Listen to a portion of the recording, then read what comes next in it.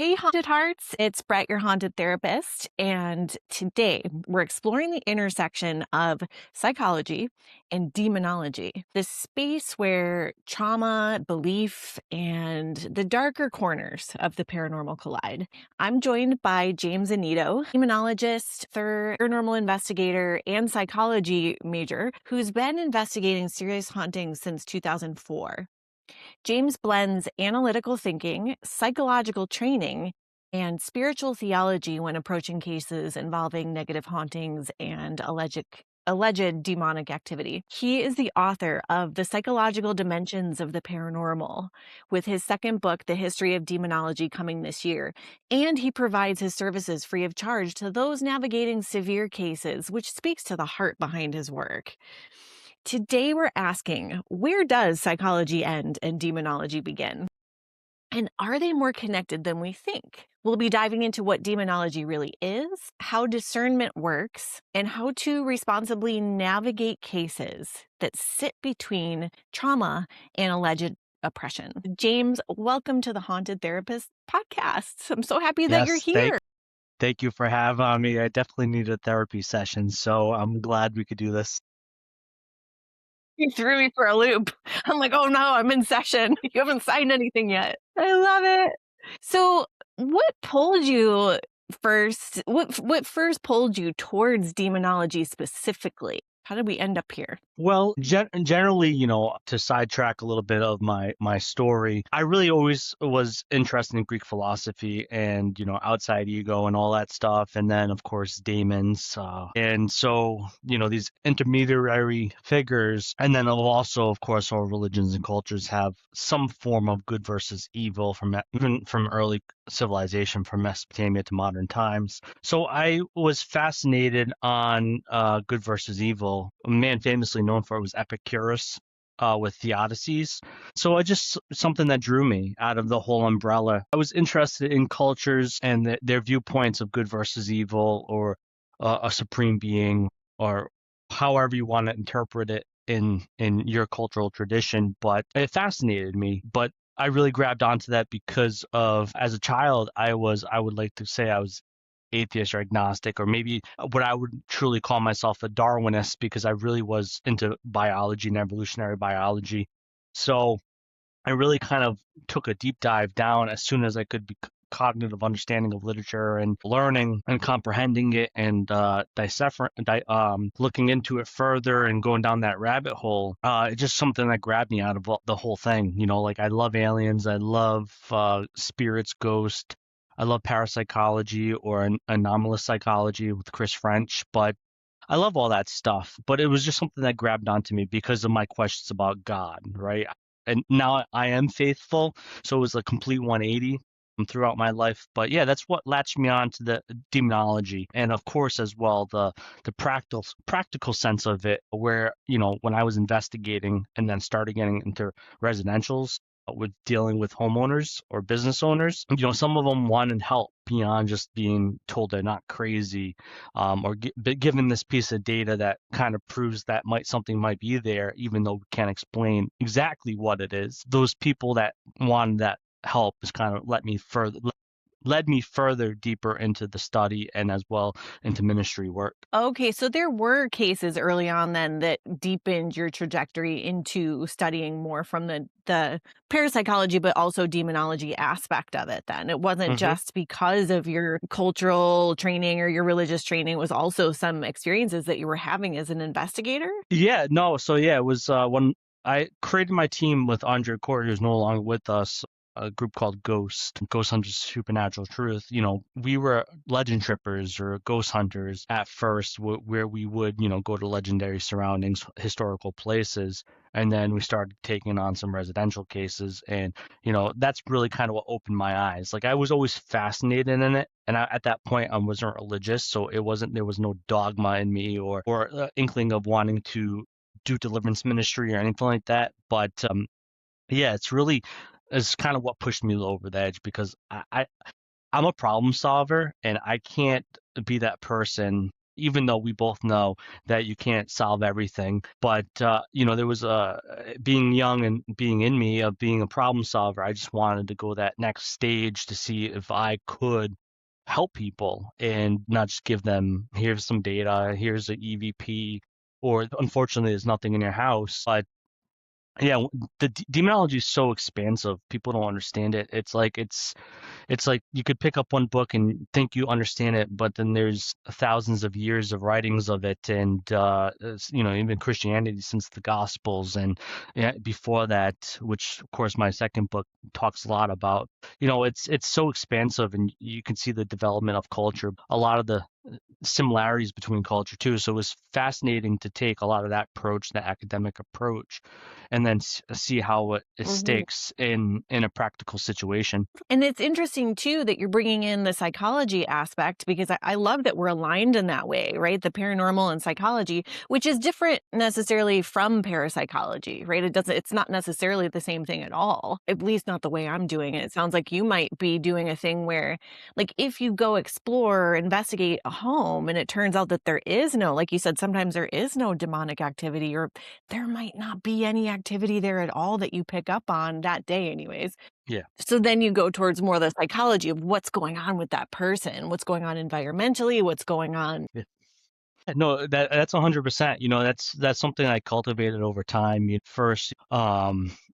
At first it was difficult because I wasn't trained, and I'm not still trained. I'm not a therapist. I still haven't gone through the certificates that you have, and I applaud anybody that does, because it's very hard to do therapy and be clinical at the same times. But yeah, I do kind of marriage it between both, like looking at it in a spiritual sense, like through spiritual therapy, but also, you know, mental health and even physical, right? I try to marry the three, because Yeah. one can lead to the other, one can lead to the other, and one can lead to multiple different things. And I try to, like, as I like to tell people, I try to look at for the cause and effect of the situation. What's causing it? This is the effect that we're dealing with. Is it a self projection?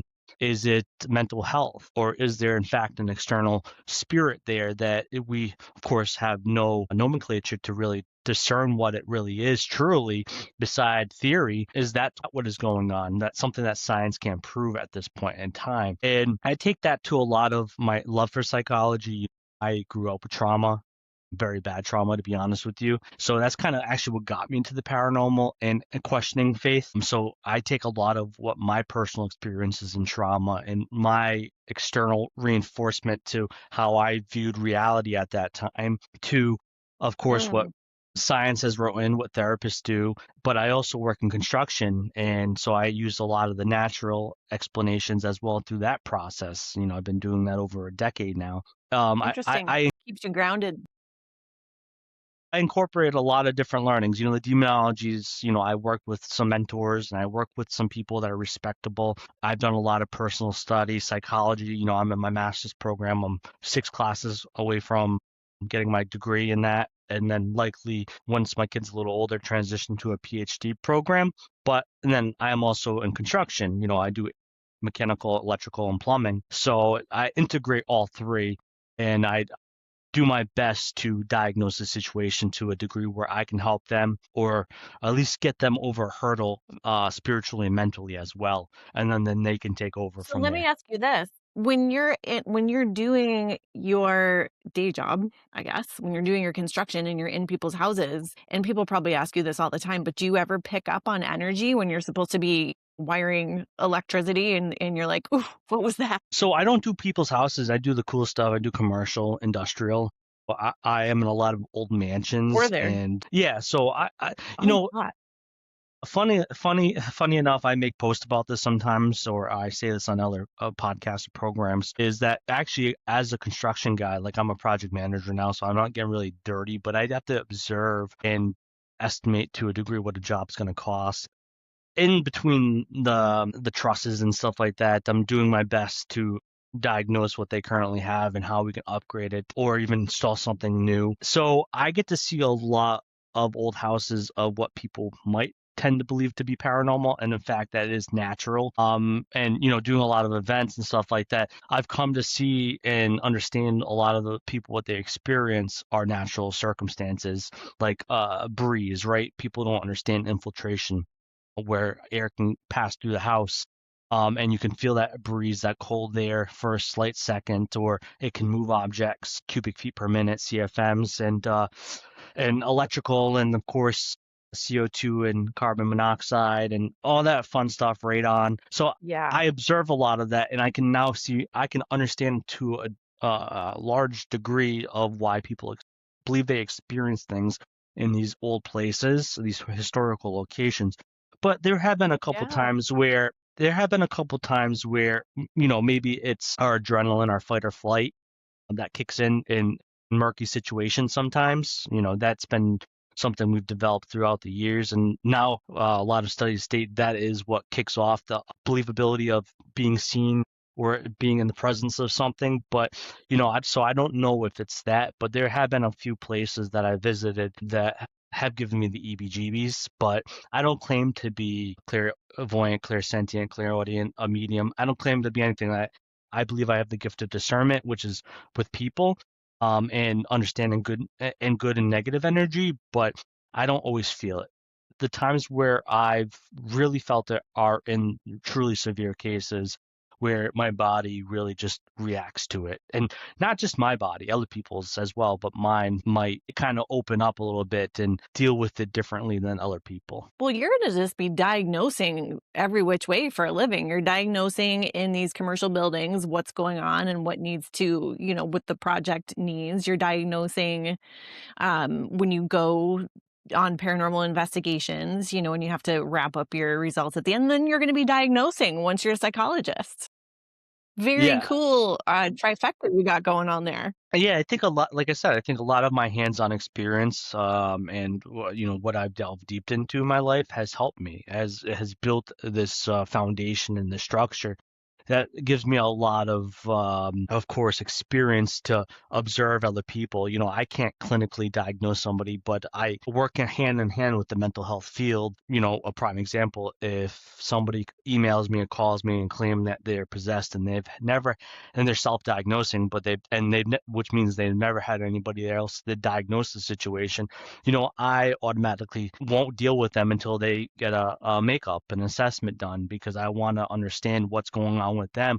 I don't want to lead them astray if they have schizophrenia, dissociative identity disorder, bipolar, and they're supposed to be taking medications and they're not taking medications. I don't want to create another sub-reality where I'm feeding into their current reality of this, there's a demon in my house, or my manic episode is creating me having these emotions and these lack of sleeps, and maybe sleep paralysis and all that stuff that can come forth towards not properly medicating yourself when you have certain disorders like that. So I definitely try to approach it in a methodical way, because I don't want to harm people and I don't want people to harm other people. Yeah. Well, and that's funny. I was going to ask you how your psychology degree or a psychology training has changed, or if it's changed the way that you investigate. It sounds like it's changed it at least at the onset to kind of like more accurately discern what else might be going on and rule it out just Yeah, so you can get to.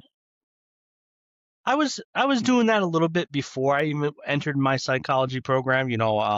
Is I think what reinforced me to go and to get my degree is I really do believe, academia matters, knowledge matters, and I feel like that if I have what other people go through and that experience and that schooling and that degree, I can get a little bit of better understanding of what the nomenclature is for it in that field and have a little bit more credibility as well. I'm not using it to put a ribbon on my hat and say I'm the best because I have a master's in psychology, but it gives me credibility because I can better discern through academia training, through school, of reading, doing papers, kind of doing a deep dive in, specific platforms like this. I've written papers on the paranormal in my courses, and they've loved it, and I've I also have a I have actual active study going on through SNHU called the psychological dimensions of the paranormal, kind of what the book was originally intended for in the sense of it was supposed to include data, but the data collection process has been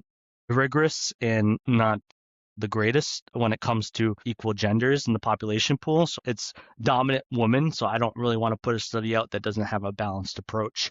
I don't want to single out females, but I want it to be balanced where there's equal amount of men, equal amount of women, and then put that data through statistics and then present something to say this is what this study shows. So, I'm very deep into it, but I love psychology. It's great to implement. I think that culturally, like through sociology, like how the social sciences work and how we can understand somebody's religious beliefs and their culture, what is going on and how they interpret it. Because once again, they might be dealing with something, but they might be dealing with it and how they perceive it. And you have to sometimes peel back that onion, right? Yes. Yes. And how, like, in your experience or even in your research, like, how often do you think a case turns out to be just unresolved trauma rather than an entity of some kind? Oh, I'd say three-quarters of my cases are likely that some level of trauma, mental health. You know, Yeah. once again, though, I do believe in some form of parapsychology. I might not be a big Ryan guy because he was a doctor in botanical, but there's some good assets of parapsychology, and I do believe that when you believe something to be happening, you can project. A metaphysical term of it that many people now use in the computer sense is artificial intelligence. I do believe that we can create that. Philip experiment's a great experiment to delve that into where they created something, but yeah, we can have the mental health, but then something could be happening. That doesn't discredit that something could be happening. But it's important to look at that and see what's going on. I tell most people, and what's a reality too, is I tell most people that out of my small margin of demonic cases, every one of those cases had a level of trauma apparent and involved in it that really kind of helped this fester and become the situation it was. So, do you see trauma as something that can make someone more vulnerable to perceived attachments or to actual confirmed attachments? I think it could actually Because I've wondered that confer. myself too. I think yes. I think it can deal with demonic infestation, oppression, and possession, but I also think standard attachments. But I also think communication as well. One of the things that my study actually delved into is that, and people that I know specifically that I have talked to, is most people that claim to be medium or psychic or one of the clairs actually have a significant level of trauma to them that I believe allowed them to stay open to the reality of seeing the other side or whatever it could be, right? So I definitely believe some level of trauma or even some form of mental health issue or disorder allows people to communicate to something that we don't understand. And it matter of I factly. totally agree. You're speaking my language because I've been wondering this for so long because, most people, at least let's say, let's just draw from my slice of caseload here. The people that are, clearly very sensitive or speak openly about it even have early trauma. And I'm like, Hmm. what is that link there?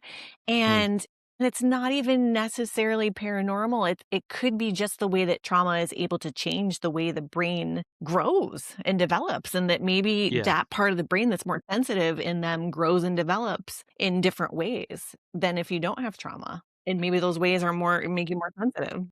Yeah, maybe certain neurotransmitters or don't connect or fire off. Maybe they fire off and you see something. Maybe it Yeah. makes you more imaginative or more gullible. Also true. We've come to understand now within the past little couple of years that has been that the brain stops growing at you know the mid 20s, and so I feel like that in that essence too, if you have that childhood trauma, you have that mental impact in your brain. So when it's developing and gets to that point, people talk about the pineal gland, right? The third eye. Yeah. What's interesting about the that gland is that I think it was the 50s that we discovered actually releases melatonin. And I'm going to get into circadian rhythm too much, chronobiology. We thought it was a dead gland and realized it releases melatonin, and also kind of like is like an antenna, receives and sends out signals. Some people talk about the bioelectric field that we have. And so I think what's interesting is, I think if we get to a certain point and then through conditioning as well, we shut off that antenna, that receiver, or whatever, and people become Mm, closed off to it, while other people that have that early childhood trauma, because of how their brain develops from that trauma, it doesn't shut off, and they continuously are receivers or communicators to this other reality we don't understand. And it's just a theory, of course, but I find it interesting. I like it. Um, but I also feel like that it might be a possibility. Like maybe I love we that. just come so open and become so relaxed, even though it seems asinine, because people that are traumatic aren't really the most exertion Rela of being relaxed. But sometimes it can be an oxymoron where it's a reality, it's a truth. Yeah, absolutely. It also that's so interesting about the third eye and the gland that I can never pronounce. How do you say it? Yeah, I believe it's Pineal? pineal. Pineal? Yeah, Pineal. Yeah, yeah, yeah, yeah. yeah. I think that that gets disrupted with certain substance use too. I feel like you're talking about something I feel like I remember studying a Yeah. long time ago with, like, psychedelic use or something. And Yeah, obviously well, there's brain yeah. plasticity, Yeah, thankfully, it says and it says things it can says it heal, but opens. Yeah, it says it opens, and that's why a lot of people take psychedelics in during certain it cultures. Yeah. but then I think it depletes it though too, right? Because whenever you're doing that, you're borrowing from yourself. Yeah. So going back to a little bit of more of your investigating and the demonic thing, like what is your internal checklist before labeling something as demonic? So yeah, they have to, of course, if once again, if they're claiming possession, they get, let's say in a perfect world, they get that psychological assessment. Of course, likely somebody's going to come back with a disorder nowadays through the DSM-5. But no, Sure. they're not gonna have something that gravitates toward that. But in a perfect world, if somebody doesn't claim it to be, and I get in the process, I do a 3-stage interview process. Depending if there's children involved, I probably fast pace it more than I would if it was just a normal situation. But I do a 3-stage interview process. I do phone call interview with them after they do an email questionnaire. That's about 10 pages long. It goes over what they experience, and if there's witnesses, if they're taking medicines, if they're near or around certain things, and the list can go on of what the questions they have to answer. If they have media involvement, they fill that through email. I do that process again through the phone to see if they're adding any elements in that period of time, of course, which is fine. If it's days or hours or a week, then their story is going to be added if they're really dealing with a lot of phenomena. But if they're not, I really see if their story changes. And then if everything goes well and they're not too far and I can get there in a speedy process, within a week or to a month, I would go do a physical interview and then a physical diagnosis of the sense of like their environment. Is there high EMFs from the breaker, or any outlets or any devices? Are they near power lines? I'll do a baseline sweep of the house, sometimes check the levels of the floor if it's an old house. And then, I'll observe. Sometimes I'll ask questions in the privacy of a room without the homeowners being there or listening. I'll ask them questions, maybe say some religious incantations or prayers to see if anything responds to these things, and really just observe and trying to observe the family and what they're doing and how they speak to each other. What's the family dynamic, or what's the relationship dynamic? And sometimes the first time it could be, okay, this is demonic, but likely it's going to take multiple visits. It's going to take a lot of observation, data collection, checking, of course, if there's no EMFs, if there's no high baseline, you can then use that in small portions throughout the house when you're asking questions. So basically, it really takes a lot of observation. Really, though, what I tell people, and sometimes I don't even like to say this because then people are going to be like, well, he knows right away. In all demonic cases, as soon as I walked through the threshold of the door, it became unnerving, uneasy. My body shaked. I felt like I was going to punched in the solar plexus over and over again. The fight or flight kicked in, saying like, "Get out here, not get out of here now. This is not safe."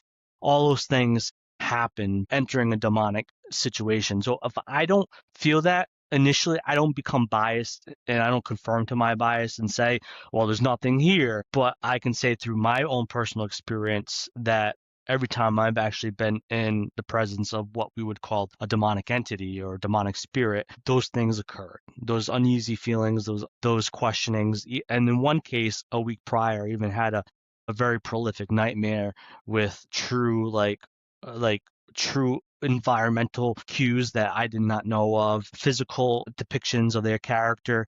And I never seen these people at the house before. I just had been in communication, children, a mother and father, 3 children, and that all became in my nightmare. And that's another thing that like hinted that like there's something there. But once again, I try not to go into these cases biased. Like my expectation as a demonologist or even a paranormal investigator is that my expectation is I'm just going there, right? I don't get too giddy or too excited. I go there level headed. I don't go there expecting anything. If something happens, I Mhm. have plans in place in my mind that I will unlock and then use in that circumstance. But I try not to go there with expectations. I don't want to make something be there. In most cases, I don't want something to be there, especially if it's in this situation, because it is horrific. It is time consuming. It is traumatic for everybody involved, emotionally, psychologically, physically. And so, but that's really in a small fashionable way. I would say that I would jump from A to D, and say it's demonic, but it requires a lot of observation, a lot of making sure that the people there are sane, making sure the natural environment around them Yeah. is healthy and safe. And then, there are certain things that can occur that can't be outside the realms of our physical understanding, right? Like, so, but I mean, in that sense, like if things are like a porting going from one location to another location in a split second, you see that I'm there and then it's over there, nobody touched it. If you're saying prayers and things are happening, if you feel that uneasy presence, if you are by location, two things in one object in two different spaces, aggression from the people. If you've done the diagnosis on them already, they've had their assessment, and they're having these aggression issues. And one of my cases, I saw disfiguration of the face. So the cheekbones actually started triangulate, the eyes did go black. So if you're seeing things like that, it's really hard not to say, okay, well, this is demonic, or this is something that is beyond the natural. This is preternatural at this point. So those are some things that can help. But in a lot of cases, like infestation, it's really hard to discern because beside the presence and the feeling, even though we are the greatest tool, we are also the worst tool as well, because we become biased and, sometimes our body gets the best of us. So, but it's like hard to diagnose infestation because a lot of what's going on can be a typical haunting or even the typical normal day thing that happens in houses, right? And with explanation that they might not realize that's going on. Have some of your cases required you bring in, like, clergy members Yes. or, like, a priest? Yeah, so my good friend Father Bob Bailey, I see him every Wednesday. We work together for a lecture program called Faith and Reason, and I also worked with him for a little bit with the Holy Sword Apostolate. We resurrected his group, Paranormal Warriors of Saint Michael. That's now defunct. I had met Father Bob many, many years ago. It's probably been over 10 years now, and we used to get lunch together because I wouldn't like to say a fan. I was interested in him. I respected him, and he lived close by, and I wanted to pick his brain about what he's experienced and, being a priest and doing this work, because, there's very far and few between of them that actually do this kind of work. And so I had called him into a case that I had done in, I believe it was, gosh, it's somewhere south in Rhode Island. I can't think of the name off the top of my head, but the owner's name was Willie. The only reason I'll say his name is because an episode of what they collected was on my ghost story back in the day. It was called A Demon Shadow, and this team was um, very well put together. They had ethics and morals, and this house had their DVR set up. Well, this is when we used to have to run cables and stuff, and so they set the DVR up in one of the rooms where a lot of the activity was said to be felt, and all of a sudden you see this tall shadow figure. Most doors are probably about 7 feet tall, and you saw the shadow figure walk past it, and then walk back and peek in, and then basically then disappeared. So in that house, as soon as you walked in, you felt it. Of course, you heard the story, so you have to do your best to kind of desensitize from it and go in there with a clear mind. But as soon as I walked in the house, I felt all those feelings. We were at the table sitting down with Willie and his wife and the team.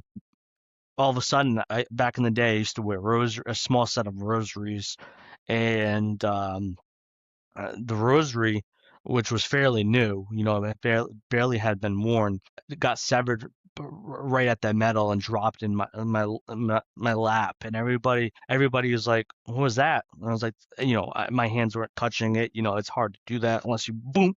And so that fell, and just those little feelings and that data collection there, I felt was privy at that point in time to bring Father Bob in to do a deliverance of the house. You know, could I have done it? Possibly, but I thought because of the location and accessibility for him, and because he lives around too, that it would be a great ability to work together and get that field experience with him just instead of picking his brain. So that's one of the cases that I brought clergy into. But thankfully, I've always been able to have them at the fingertips because of the people that I know and the associations that I've had, and being in this field. But yeah, that was one of the times that I brought clergy in. Do you feel like this kind of niche part of the field has chosen you in part, or is it really just stemmed from your lifelong interest in religion and culture and sociology and all that? Yeah, so that's actually a very good question. And I would say yes, it chose me because of out of all the things that I ever wanted to be in life, when I was a kid, with my questioning, I didn't chuckle of thinking of becoming a priest because it was like, then I get access to the Vatican Library. It was more like innocence and stupidity at that point in time. But, another thing What was a to be place a to wanna go, I love it. but to be a police officer, so I've always at some point wanted to learn and maybe help. Demonology Okay. wasn't ever in my calling cards, so to say. It's not like I woke up one day like Yeah. freaking the vampire Dracula and said, "I want to be a demonologist today." That didn't happen. I think the love of it and, some religious circumstances that happened in my life, in basic training and outside of it when I was in the military, kind of came all together and it pulled me in that direction. When I went in the Mhm. military, I wasn't religious. And then I had this moment when then I got baptized and 180 became religious, reading the Bible and praying. And when I got out of training, I joined a local church. And then that's what kind of then led me down to then applying the demonology and the ministry work together. So as I like to tell people, yes, I believe I was chosen, and I don't feel like that makes me any special or a superhero. I feel like I was chosen to do this because of my early childhood trauma, my eagerness to learn, my eagerness to help, and I felt like I was chose to deal with something that has been a roller coaster ride. Yes, it's had its great moments, but a lot of terrible moments, especially in my personal life, where I might have not made great choices and stuff like that, which I feel like the transference, you know what transference is. Well, dealing with a lot of people and taking on that emotional baggage started to eat at me, and I let it eat at me and get to me. And I think it's not been an easy road, but yeah, because of that, I think I've been chosen because it's not like, I've met people that want to be demonologists because they think it's cool. You know, I never thought it was cool. I thought it was fascinating and interesting, Yeah. but I didn't feel like it was like going to Six Flags or a Disney World and riding all the great rides and dealing with that. Let's say Hollywood in general, or even YouTube, I guess, gets wrong about demonology. Well, YouTube gets it wrong probably 90% of the time, unless you're watching like like an actual like historical dissection of like Yeah. demonology and how it's grown. But yeah, most YouTube videos, the algorithm loves the word demon, and that draws in the crowd. But as far as Hollywood, they've gotten some things right, some things wrong. Of course, it's pulling that dollar in and getting eyes on it, so they have to uh be overzealous or over enamor certain things. Like the Exorcist movie, prime example, 1973, was a cultural classic now, and a phenomena. And it got some things right. Don't get me wrong. It did get some things right, but a lot of it was kahooey. And it was just like having a good time watching it, being scared. Now I laugh at it. But a good movie that I think you would like if you haven't watched it, that actually has a lot right to it, is the movie Nefarious. It has a lot of truth of what actually dealing with the demonic case is like, or demoniac or Okay. demoniac. So like, because not to spoil it, but it's been out long enough, so I'm gonna spoil it.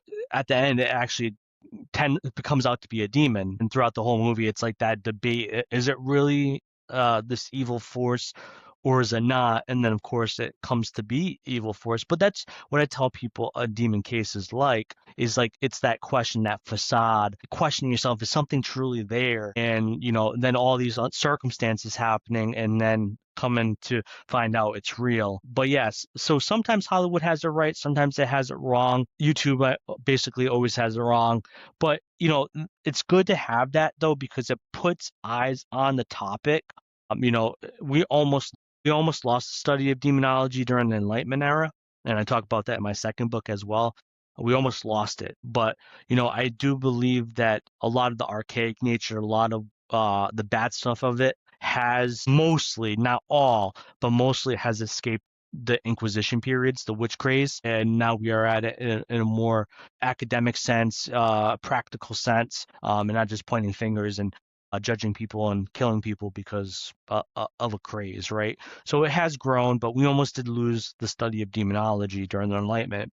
you know, Thankfully modern times has kind of brought it back to the map. And you know, some people still unfortunately live in the old ways, but there are a lot of people growing it and cultivating it and looking at it and realizing the importance of it, because truly, I do think there's the trifecta in this world. There's the physical, there's the mental, and then there's the spiritual. And I truly do believe that from what I've seen in life and what I've dealt with in this field. So, I think a focus on the spiritual is important. Now we start to understand, and this, and I think a lot of people need to understand this, is that we now know a lot of the physical issues we have stem from the mental health issues that we have. So, I think that if you're bad mentally, you're bad spiritually, and then that also can affect you physically. And so, in reverse fashions as well, right? If you're physically distraught, then you might be mentally distraught. Then that makes you spiritually distraught. So it's fascinating. I think it all works in cohesion. Love that sound bite for my haunted therapist podcast. So thank you for that. Because I You're welcome. say, like, sometimes our that was good. Like sometimes we are the haunted house. Like not just to quote Lydia Dietz from Beetlejuice, that I myself am a haunted house, but like there's rooms of your mind that you don't want to go in sometimes because they're haunted. You haven't done the proper excavation in there, the proper work, cleansing, whatever it is. And it absolutely, you say the perfect trifecta, or there is a trifecta in this lifetime of psychological, emotional, and spiritual. And that's all we have inside of us, too. Ooh, I don't know if that was loud, is thoughts, feelings, and behaviors, right? And I guess some kind of like spiritual glaze over all that, too. But it is important to make sure that the three of those things are working in cahoots with each other, because sometimes the mental load is too much. So instead of trying to reframe negative thoughts and whatnot, just get out of there and go into the fifth, drop into the body, do something physical, which would be true kind of like on an investigation as well. You're dealing with a trifecta in that sense too. Like maybe you're using equipment to gather some data or to like test a theory, and then you're using yourself as a tool, which you do have some ability to do that. Like if it might only come out in demonic cases, but you have the clairsentience and the clairvoyance, right? When it comes to that. And then what else would it be? So it's like using your mind, using kind of like your emotional body and then whatever else comes up, testing it with each other, right? Like the social aspect of it, which is so important. Yep. What does a demonologist do for fun? Well, I have two amazing little children that keep me Yeah. very busy, and that's what I do for fun. Beside going to school, having a career doing this, having children, I'm a quite busy bee. I go out once a week with Father Bob, and we have some dinner, and that's basically the best of my excitement. And I try to get away once a year with my family. Nice. Well, it's Yeah. so important. Well, let's talk about your books. What inspired the psychological dimensions of the paranormal? What inspired your first book? So like I said, it was the data collection. It was that research that I was doing that kind of inspired it. I had some inkling of thought of like certain algorithms at play, which we kind of talked about earlier. But really, when I say demonology is a love of mine, I also say psychology is a love of mine. And until you get into like parapsychology, like academic parapsychology, or even like anomalous psychology with Chris French, there aren't you can read those books, but sometimes you have to kind of have a wit to you, right? Some of those books you can't easily digest as an average reader, and I ain't the sharpest tool in the shed either. So I wanted to write a book that the average paranormal person can pick up and read, and especially specifically that there aren't many books on this kind of topic in the paranormal field. So I wanted to create a book that most people don't know me for, that is a love letter to psychology, neuroscience, but also the paranormal and belief. And I wanted to write a book that had no bias to it. Is a book that walks a fine line between skepticism and belief. It gives you all the meat and potatoes, and you digest it how you want to digest it. And that's why I wanted to write it, for people to read it and hopefully take a piece of that knowledge that I put into this book and take it with them. And I had, a last podcast I did. One of the great things about this book is that multiple people have told me that it made them question their experiences. And, as much as I don't want to throw taboo back onto it, I want people to ask more questions about their experiences, not be one and done. I dealt with that. Like, that was horrific. But I want some people to reflect on it, have introspection. What was that? And was it me? Was it the paranormal? And they might never change their conclusion of what they dealt with, but it allowed them to do what is best, go down that rabbit hole, seek out knowledge, become stronger intellectually from that. And, I've enabled people to question, dig deeper. And that's what the book's about. I want people to learn. I want people to look at the bibliography at the back of it, maybe hopefully pick some of those books up, and continue their research. And then what about your upcoming book, The History of Demonology? Like, what's going to be in there that we haven't seen before from you or in general? The history of demonology has been seen before. Like, you can pick up some great books like the Encyclopedia of Demonology by Rosemary Ellen and the Dictionary of Demons by Michelle Bellinger. But really what it is not to undercut those people, but it is a simpler digestion of a book. It's not Oh, 500 pages nice. long. It's like 140 pages long. It compresses a lot of information that you could read through 500 pages, but it brings it in a fashion where we look at it from the cradle of civilization and then look at it kind of through a lens of the modern day sense and maybe the possible growth it has in the modern sense.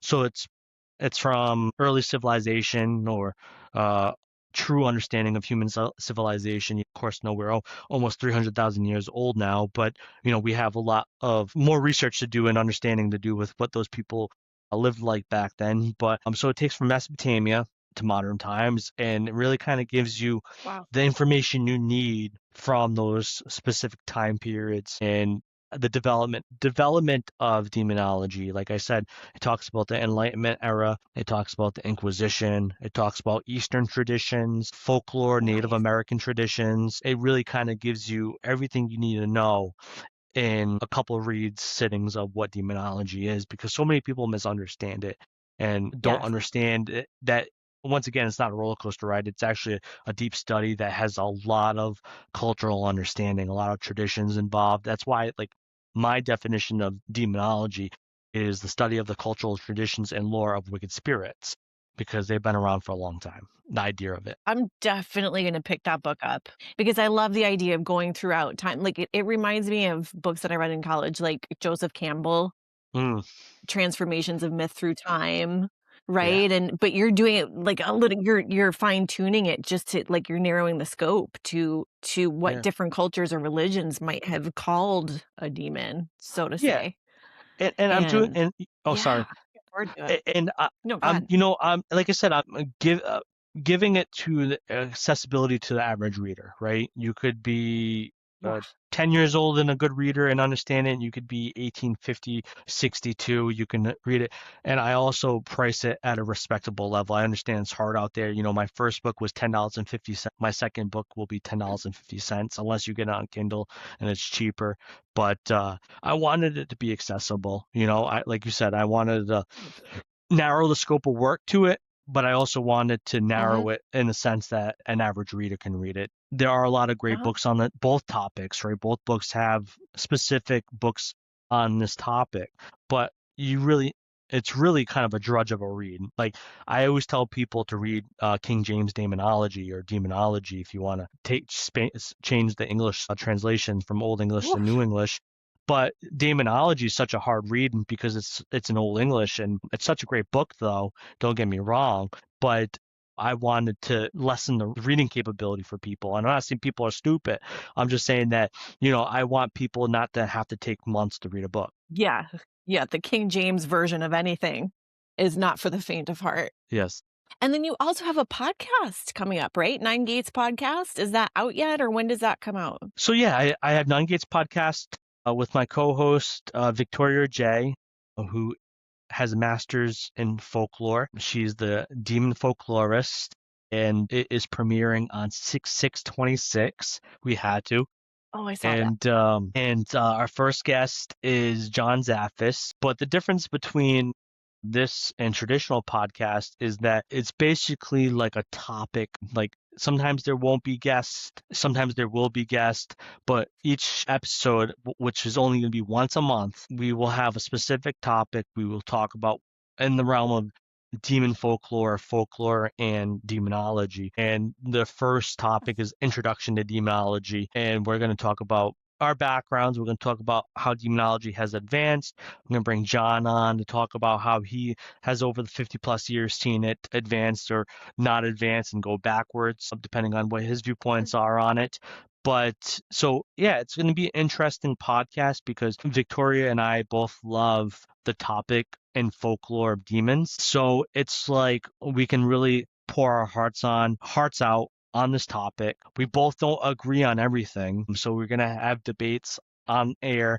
We're going to have conversation, discussion. So it's going to be interesting. I think a lot of people are going to learn something. As I like to equate it, it's going to be a long lecture uh per episode. Okay. 6/6/26, Nine Gates podcast. Got it. So let me ask you this is almost like a rapid fire question, I guess, the only one I really have. But what is a demon? So the one thing that I can solidify to say what a demon is one, it's an evil spirit.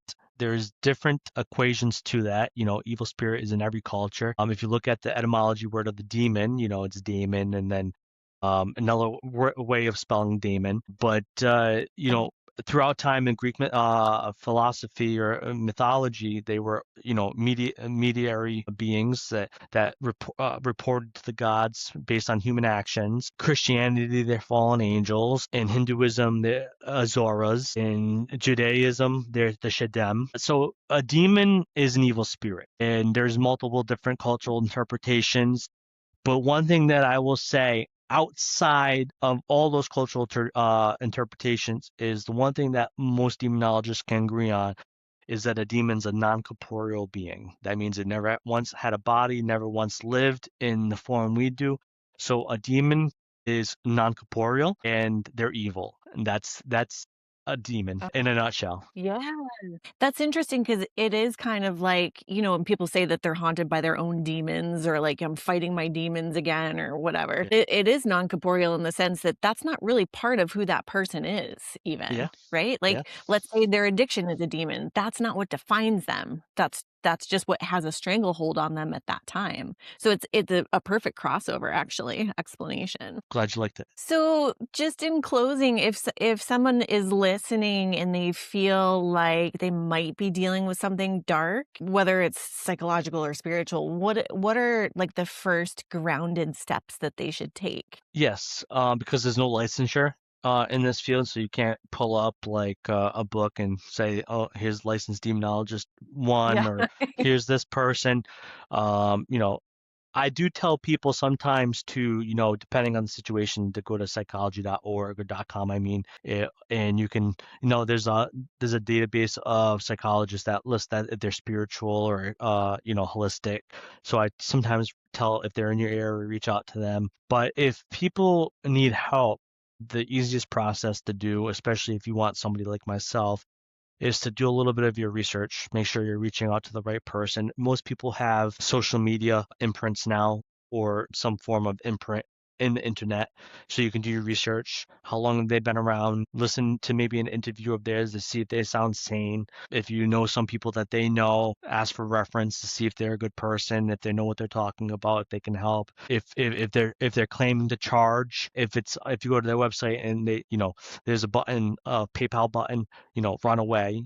Definitely don't ever pay for somebody to come assess your circumstance. And so Mm, I tell people just do your research, figure out that person, maybe reach out to the person, see if you meld with them, you know, but once again, they might not tell you something you like or don't like. That's between those two people at that time. But definitely do your research, but also don't self-diagnose. Don't go on WebMD of paranormal and say I'm dealing with a demon because this happened. uh-huh. Reach out to somebody. If you start experiencing something, don't self-diagnose. Reach out to somebody within your town, within your city, within your state, or even within the country. And I'm in the United States, but reach out, and ask.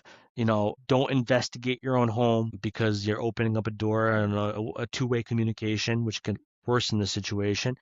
But if you feel like something's going on, just reach out to the right person, you know? And, you know, we all have internal red flags of people. Sometimes we use them, sometimes we don't. But use that. Use that intuition of if they're a good person or not. If this is a person that I want to bring into my house to help me, So that Oh, those are some tools, some groundwork people can do uh-huh. to reach out to the right people. Nice. For myself, you can reach out to me through social media or my website, and that's how I have people reach out to me. Uh-huh. And I'll link everything in the comments, but how can people what's the name of your website and how can they find you on social media? Just your name? Yeah, so James Annitto, and then if it's easier for people, demonology.org will also link to my website and all my lack of social media platforms. I only have Facebook and of course YouTube for Nine Gates, but yeah, that is the easiest way to find me, social media or my website. The History of Demonology is coming out April 3rd, technically, unless you're an early buyer. Oh, And psychological dimensions of the paranormal is out right now on Amazon. Both will be on Amazon. So yeah, so go read it. Reach out to me if you want a signed copy. I comp a lot of copies, so I give a lot of copies out. I'm not a monetary guy. I don't like money, and so just for bills. But and so yeah, reach out to me that way, and make sure you look into my books, and then 6626 Nine Gates podcast. nice. I love it. James, thank you so much for the work that you're doing in the world too, right? Like it raises a vibration for all of us. Helps clear the way. I appreciate that. I would thank the same to you for what you do because your Oh, work is not easy and it's hard. And I appreciate you for what you're doing on both levels, the paranormal and, of course, the mental health aspect of it. So appreciate you, and I thank you yeah. for having me on. It was so good to meet you. Thank you for your time today. I really appreciate you. Thank you so much. Bye, James. Bye, everyone.